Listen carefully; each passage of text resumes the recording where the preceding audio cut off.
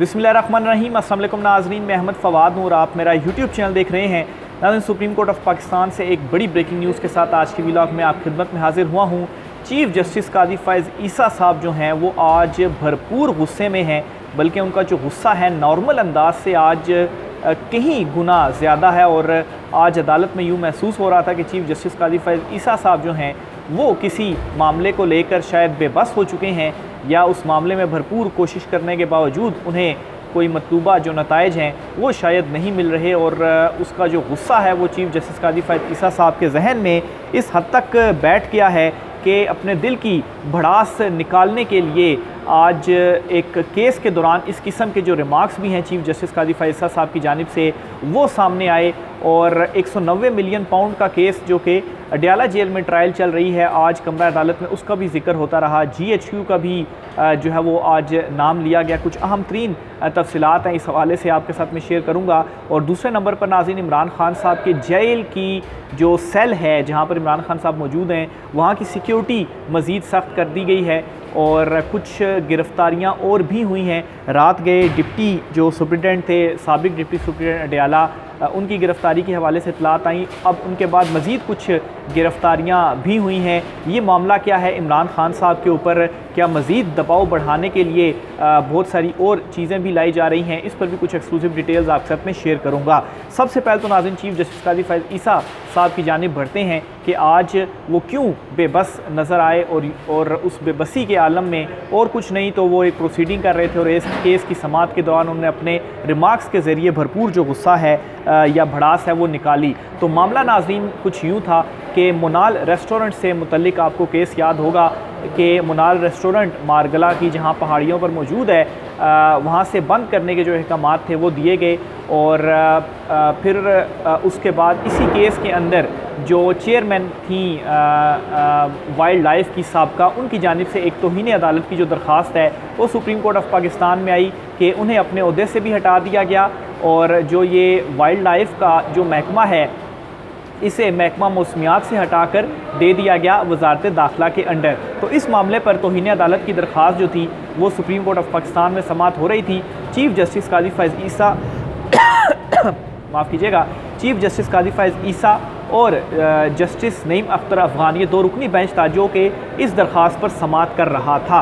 Background इसलिए बताया था कि आपको पता चल सके कि किस माहौल के अंदर ये जो सारे रिमार्क्स हैं और ये जो सारा गुस्सा है चीफ़ जस्टिस काजी फ़ैज़ ईसा साहब की जानिब से वो सामने आया। तो ये केस था, इस केस की समाअत हो रही थी। तो एक मौके के ऊपर जी चीफ़ जस्टिस काजी फ़ैज़ ईसा साहब इस केस की समाअत के दौरान ही मीडिया के ऊपर काफ़ी ज़्यादा बरहम हो गए और उन्होंने यूँ ज़ाहिर किया कि शायद मीडिया के ऊपर और ख़ास तौर पर यूट्यूब चैनल के थ्रू हम लोग जो व्लॉग्स वगैरह कर रहे हैं जो कि चीफ़ जस्टिस काजी फ़ैज़ ईसा साहब को के हक़ में ज़ाहिर सी बात है शायद नहीं है, और इस मामले के ऊपर उन्हें काफ़ी ज़्यादा गुस्सा है और इसका इजहार उनकी जानिब से अपने रिमार्क्स के ज़रिए किया गया। उन्होंने क्या कहा जी, वो कहते हैं कि आज़ादी इज़हार राय पर यकीन रखता हूँ, कभी कोई नोटिस जो है वो मैंने नहीं लिया। मुल्क के सबसे बड़े दुश्मन ये हैं जिनको आने वाली नस्लों की परवाह नहीं, यानी कि इन लोगों को मुल्क का दुश्मन करार दे दिया गया चीफ़ साहब की जानिब से। अच्छा, फिर जी जिस मामले के ऊपर चीफ़ साहब को गुस्सा आया वो क्या था, आपको याद होगा कि कुछ रोज़ कबल ये ख़बर दी थी कि जस्टिस मंसूर अली शाह साहब का जो एक रिसर्चर था उसे वापस भेज दिया गया, एक ड्राइवर को तब्दील किया गया। इस हवाले से काफ़ी जो यूट्यूब के ज़रिए ही जो ख़बरें थी वो अब तक हमने पहुंचाई, क्योंकि रवायती मीडिया के ऊपर उस तरह से ये चीज़ें जो है वो इंटरटेन नहीं हुई। इस पर काजी साहब की जानिब से देखें क्या कहा गया। वो कहते हैं कि हमने 10-10 साल से डेपुटेशन पर बैठे मुलाजमीन को वापस भेजा तो बातें शुरू हो गई। 2 नंबर लोग कहते हैं कि चीफ़ जस्टिस ने पता नहीं क्या कर दिया, किसी को रंजिश है तो सामने आकर बात करे, 100 बार खैर मकदम करके जवाब देंगे, एक कैमरा उठाओ और हो गया यूट्यूब चैनल शुरू। तो वो जो ख़बरें थी उन ख़बरों का चीफ़ जस्टिस काजी फ़ैज़ ईसा साहब ने देखें किस हद तक जो असर है वो लिया कि केस कौन सा चल रहा था। मैंने मुनाल से रिलेटेड आपको डिटेल इसलिए बताई कि केस कौन सा चल रहा था और इस केस में काजी साहब की जानिब से जो रिमार्क्स थे वो क्या सामने आए, और ये बता रहा है कि काजी साहब जो हैं वो मौजूदा सूरत हाल में कितने ज़्यादा फ्रस्ट्रेटेड हैं और कितने ज़्यादा गुस्से में हैं कि किसी और केस में एक ओपन कोर्ट के अंदर चीफ़ साहब की जानिब से से इस तरह के रिमार्क्स दिए गए, मुल्क दुश्मन जो करार देने के रिमार्क्स दिए गए। यहाँ तक आप खाली अल्फाज के ऊपर गौर करें और ये चीफ़ जस्टिस काजी फैज़ ईसा साहब के अल्फाज हैं कि 2 नंबर लोग कहते हैं कि चीफ़ जस्टिस ने पता नहीं क्या कर दिया। तो मेरे ख़्याल से जितना बड़ा ये ओहदा है तो अल्फाज का जो चुनाव है वो बहुत ज़्यादा इम्पोर्टेंट है और बड़े कुछ महज़ब किस्म के जो अल्फाज थे वो इस्तेमाल होने चाहिए थे। अब 2 नंबर लोग कहते हैं कि चीफ़ जस्टिस ने पता नहीं क्या कर दिया, किसी को कोई रंजिश है तो वो हमारे सामने आए। ये ज़रा 2 नंबर लोग किसी को कहना थोड़े महज़ब से अल्फाज ये मालूम नहीं होते। बहरहाल साथ ही ये कहना चाहिए कि किसी को कोई रंजिश है तो वो मेरे सामने आए।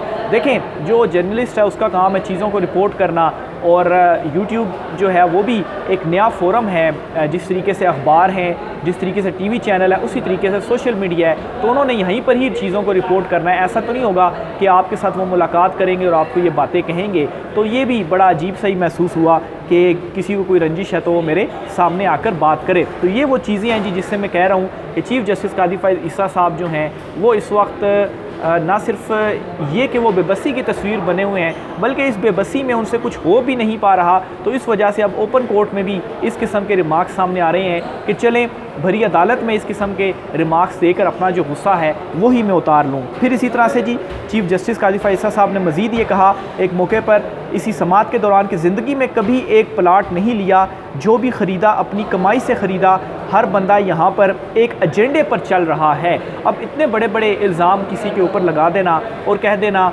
रिमार्क्स के अंदर कि हर बंदा एक एजेंडे के ऊपर चल रहा है, तो मेरे ख़्याल से ये भी कुछ मुनासिब नहीं था। लेकिन वही बात है जो मैंने आपको आगाज़ इस व्लॉग का जहाँ से किया कि चीफ़ जस्टिस काजी फैज़ ईसा साहब जो हैं वो शायद मौजूदा हालात में अब ये मामलात एक्सटेंशन के भी हो सकते हैं कि शायद उनकी ख्वाहिश थी और उन्हें जो एक्सटेंशन वाला मामला है वो उनका अप्रूव नहीं हो सका।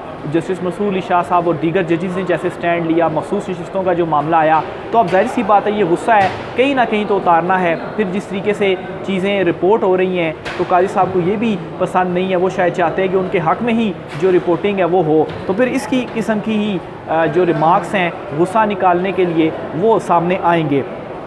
फिर इसी तरह से जी 190 मिलियन पाउंड का जो केस है उस केस के ऊपर भी चीफ़ जस्टिस काजी फैज़ ईसा साहब ने अपने रिमार्क्स दिए और यूँ कहें कि उसमें काजी साहब ने अपना जो फ़ैसला है वही सुना दिया। अब देखिए एक केस चल रहा है अडयाला जेल में, जो लॉर्ड जुडिशरी है वो केस की समाअत कर रही है और एक चीफ़ जस्टिस की जानिब से इस तरह से रिमार्क्स आना, तो मेरे ख़्याल से किसी भी ज़ेर समाअत केस के ऊपर कोई जज जो रिमार्क्स है उसको नहीं देने चाहिए, क्योंकि वो केस हो सकता है हाई कोर्ट से लेकर सुप्रीम कोर्ट तक आ जाए। तो आपने तो अपना माइंड पहले से ही डिस्क्लोज़ कर दिया और फिर उसको एक शख्स के साथ या एक जमात के साथ मिलाना और इनडायरेक्टली उसके ऊपर तनकीद करना, तो ये भी ये बात बताता है कि शायद आप जो हैं वो शायद इमरान खान साहब के हवाले से इस हद तक बाइस्ड हैं कि एक तो केसेस में तो उनको रिलीफ नहीं दिया गया आपकी जानिब से, लेकिन बहुत सारे जो फैसले हैं वो आपकी जानिब से ऐसे दिए गए जो कि पीटीआई के अगेंस्ट थे, लेकिन उससे पीटीआई का कुछ नहीं बिगड़ सका, बल्कि इमरान खान साहब की पॉपुलैरिटी में मज़ीद इजाफा होता रहा।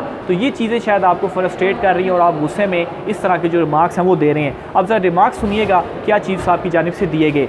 अवाम के 190 मिलियन पाउंड किसी और को दे दिए गए।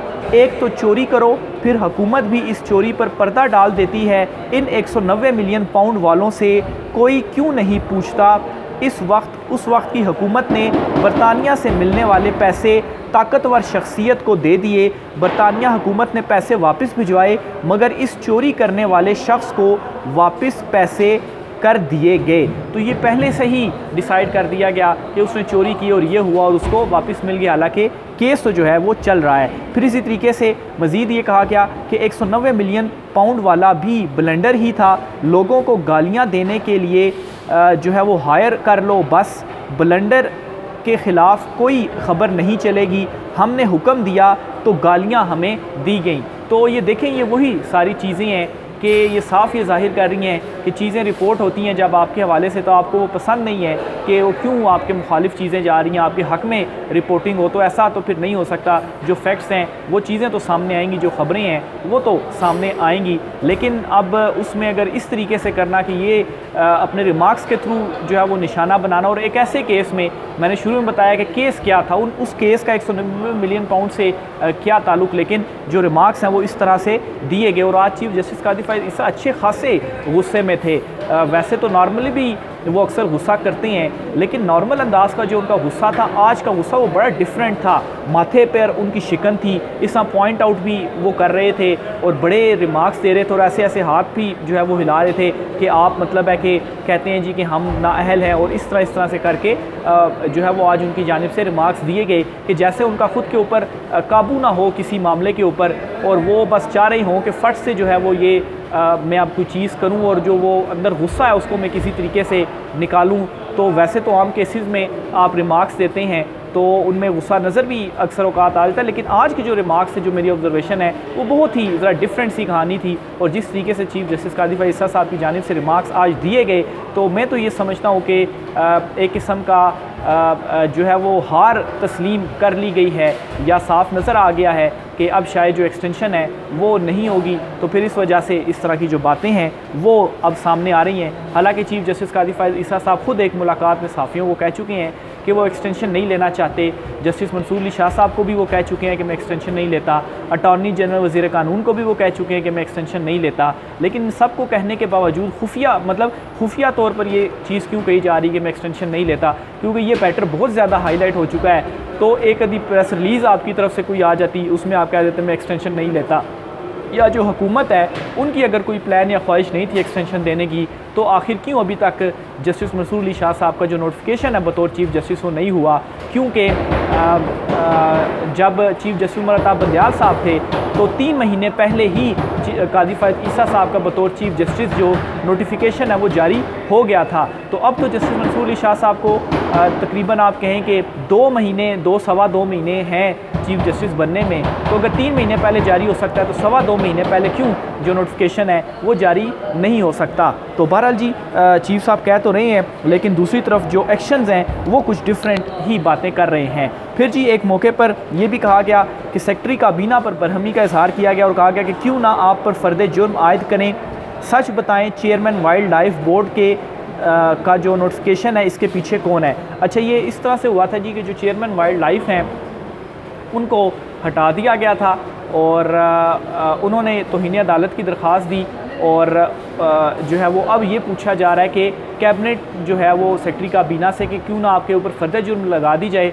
कैसे आपने उनको हटाने का जो नोटिफिकेशन है वो जारी कर दिया। और फिर इसमें जी जो एक पाइन सिटी है उसका भी जो तस्करा है वो हुआ, और इसमें जी सुप्रीम कोर्ट ने पाइन सिटी के जो मालिक थे जी कैप्टन रिटायर सदीक अनवर इनको आज तलब किया, और इस दौरान जो रिमार्क्स है वो चीफ़ जस्टिस कादी फैज़ ईसा साहब की जानिब से दिए गए कि कैप्टन रिटायर्ड सदीक जो हैं इन्होंने अपना एड्रेस GHQ का क्यों लिखवाया है, पाइन सिटी GHQ का मंसूबा है या प्राइवेट मंसूबा है, क्योंकि ऐसा जाहिर किया गया है जैसे ये फ़ौज का मंसूबा हो। सदीक अनवर ने अपना जो नाम है उसके साथ भी कैप्टन लिखा है, लेकिन रिटायर्ड का जो लफ्ज़ है वो उनकी जानिब से इस्तेमाल नहीं किया गया। तो उनको भी बुलाया गया है, क्योंकि अगर मुनाल रेस्टोरेंट जो है वो मारगला की पहाड़ियों से हटाया जा सकता है तो वहाँ पर पूरी एक जो सोसाइटी है वो कैसे बनाई जा सकती है पाइन सिटी में। तो ये भी एक जो मामला है वो चल पड़ा है इस केस के अंदर। तो ये जी चीफ़ जस्टिस कादी फैज़ ईसा साहब की अदालत से कुछ तफसीलात थी। आगे चलते हुए आपको बताता चलूँ कि इमरान खान साहब के सेल की जो निगरानी है इसे मज़ीद सख्त करने का जो फ़ैसला है वो कर लिया गया है। अब जी इसमें हुआ क्या था कि इमरान खान के लिए अडयाला में सहूलतकारी के इल्ज़ाम में जेल असिस्टेंट नाजिम और साबिक डिप्टी सुप्रिटेंडेंट से भी पूछगछ, हसास इदारों को 3 यूरोपीय ममालिक के नंबर्स पर बनाए गए व्हाट्सएप के लिए इस्तेमाल होने वाले मोबाइल के शवाहिद मिल गए हैं। हटाए गए डिप्टी सुप्रिटेंडेंट PTI के अहम रहनुमा के करीबी साथी समझे जाते हैं। तो ये जी उनको गिरफ़्तार किया गया और फिर जो पूछगछ है वो उनसे की गई और मज़ीद कुछ गिरफ़्तारियाँ हुई हैं, और उनके बाद ये अब फ़ैसला किया गया है कि इमरान खान साहब के सेल की जो निगरानी है वो मज़ीद सख्त कर ली जाए। फिर इसके साथ ही 9 मई अच्छा ऐसा क्यों किया गया इसकी मैं रीज़न आखिर में बताता हूँ। ये एक ख्वाजा आसिफ साहब का ज़रा बयान भी सुनिए, और इसको ये जो सख्त की गई है निगरानी और जो गिरफ़्तारियाँ की गई हैं ये आपको अंडरस्टैंड हो जाएगा। फिर 9 मई को मकामात की निशानदेही में लेफ्टिनेंट जनरल रिटायर्ड फैज़ हमीद का किरदार था, ये ख्वाजा आसिफ साहब फरमाते हैं। तो अब जी ये सारी की सारी जो चीज़ें हैं वो जोड़ी जा रही हैं इमरान खान साहब से कि इमरान खान साहब के अगेंस्ट कोई जो नया कटा है वो खुलने जा रहा है, या हो सकता है कि वो मिलिट्री कस्टडी में आ जाएं।